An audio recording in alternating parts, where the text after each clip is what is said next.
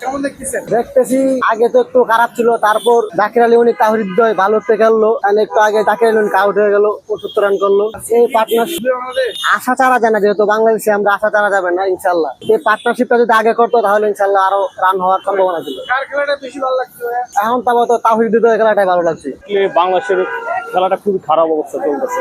আশা রাখা যায় নিজের দল হিসাবে, যেহেতু খেলছে ওরা, এরকম আশা রাখা যায় ওদের উপরে, কিন্তু বর্তমান পরিস্থিতিতে বলা যাচ্ছে না কিছু।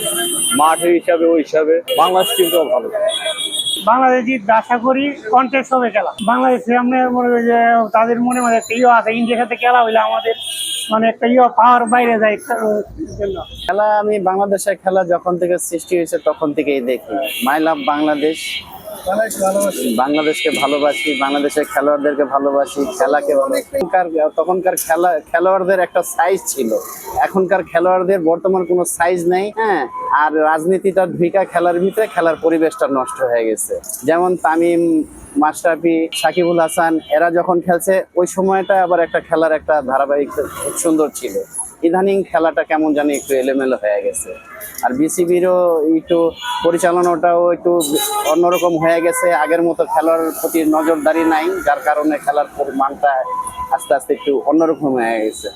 যার কারণে বাংলাদেশের খেলা, আমার জন্ম বাংলাদেশে, বাংলাদেশের মানুষ আমি, আমার বাংলাদেশের ছেলেরা খেলতেছে, ওদের খেলা সবসময় আমি দেখি। আসলে কাপল জুটি বলতে কি, ওপেন ব্যাটসম্যানরা যদি একটু ভালো করতো তাইলে হয়তো বা রান রেটটা আরো একটু বাড়তো। যেমন এখন হচ্ছে মিড অর্ডারে যারা আছে ওরা মোটামুটি খেলতেছে, কিন্তু আসলে টপ অর্ডাররা যদি একটু ভালো করতো তাইলে আমাদের জন্য দেখতেও ভালো লাগতো, বাংলাদেশের দলের জন্য ভালো হইতো। আমাদের কি লেগেছে খেলার বিষয়গুলো? এই যেমন শান্ত, সৌম্য, ওরা হচ্ছে দীর্ঘদিন পর্যন্ত ওরা পারফরমেন্সের বাইরে, তারপরও ম্যানেজমেন্ট কি বুঝে যে ওরে রাখছে, আসলে আমার আসলে বোধগম্য না। এটা আসলে আমার আসলে বিবেকে বাধা দিচ্ছে। যেমন শান্ত টানা প্রায় আপনার 15টা ম্যাচ পর্যন্তই ডাক মারতেছে। যেমন বিপিএল এর সময় ওর হচ্ছে বরিশালের ইতেই হয়েছে। তো এই ক্ষেত্রে আমার আসলে ওরে হয় না। তারপর ওরে হচ্ছে আপনার দিল, অধিনায়ক করে দিল। এই যেমন এখন 229 রানের লিড দিল বাংলাদেশ। তো ইন্ডিয়ার মতো দলের সাথে এটা আসলে সামঞ্জস্য না, কারণ ওদের কাছে 350 রানও কিন্তু কোনো ব্যাপার না, মামুলি ব্যাপার, কারণ ওদের যে পুরা লাইন আপটা অনেক বড়। তো এই ক্ষেত্রে আমার কাছে আসলে একাদশটা সাজাইছে ভালো, কিন্তু শান্তর বিষয়টা আমার কাছে অতটা ভালো লাগে না। তারপর হচ্ছে সৌম্য সরকার, ওরও পারফরমেন্স অনেকটা ডাউন। যেমন মাহমুদুল্লাহ রিয়াদ আজকে বসায় রাখছে। তো এই ক্ষেত্রে আসলে কি বলবো, আর বলার কিছুই নেই।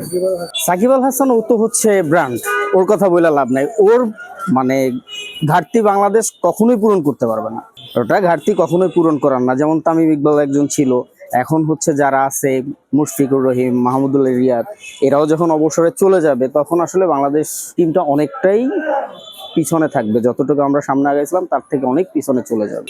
আশা তো অনেকেই করি, কিন্তু আশা তো সবসময় করি, আমরা আশা নিয়েই দেখি, কিন্তু সেই আশা তো পূর্ণ হয় না। ঠিক আছে, বারে বারে একই রকম শান্ত, ওই একই রকম শট, সম্ভব একই রকম শট খেলে আউট হয়, যেটা আমরা আসলে কাম্য করি না।